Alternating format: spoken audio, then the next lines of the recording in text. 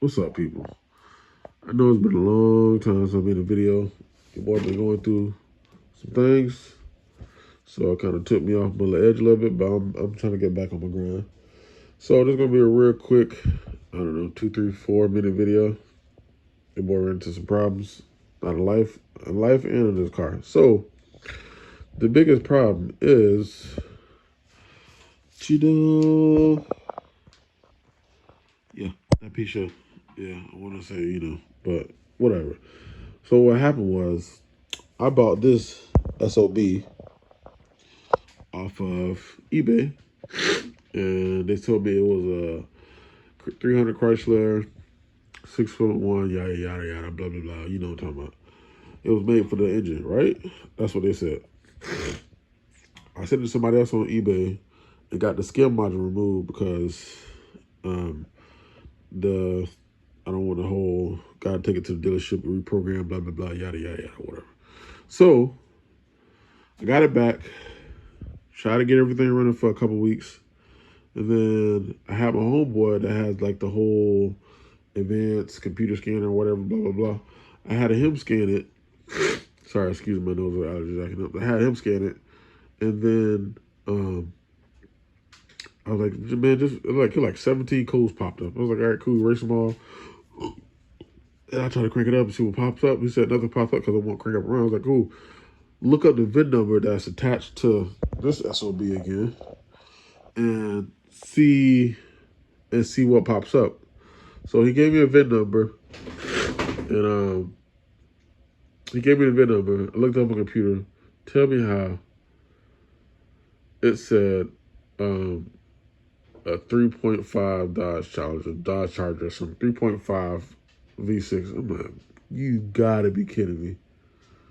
So yeah, so whoever the dude is, you going to hell with gasoline in your drawers, but it's all good. It is what it is. People make mistakes. Whatever. Keep it pushing. So yeah, man. So I haven't touched it since I figured out this piece of gimmer here is not an actual diamond. It's a piece of rock. So yeah, I haven't touched it since. As you can tell, I'm just cluttering more bull all around the car because I haven't touched it. So yeah, and I also did a compression test before I found out this SOB is not what it was. And here's that's the driver's side. I haven't did the passenger side because I was like, once I find that out, I was like, what's the point? There is no point.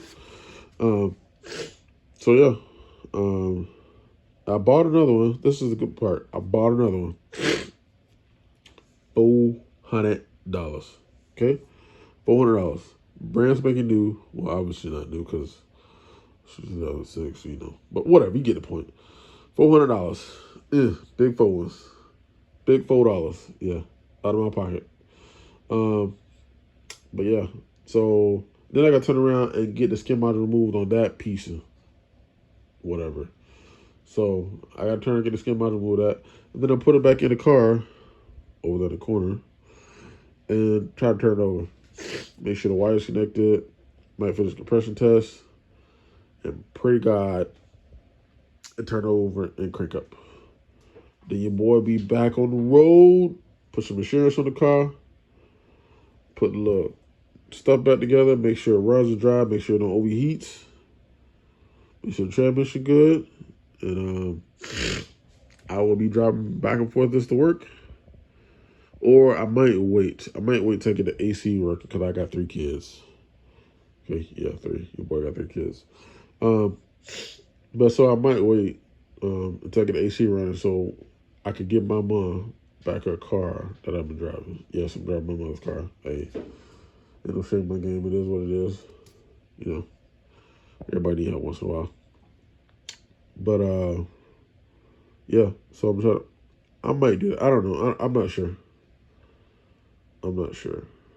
We'll see. That's personal. Whatever. So we'll see. But other than that, yeah, man. So that's it.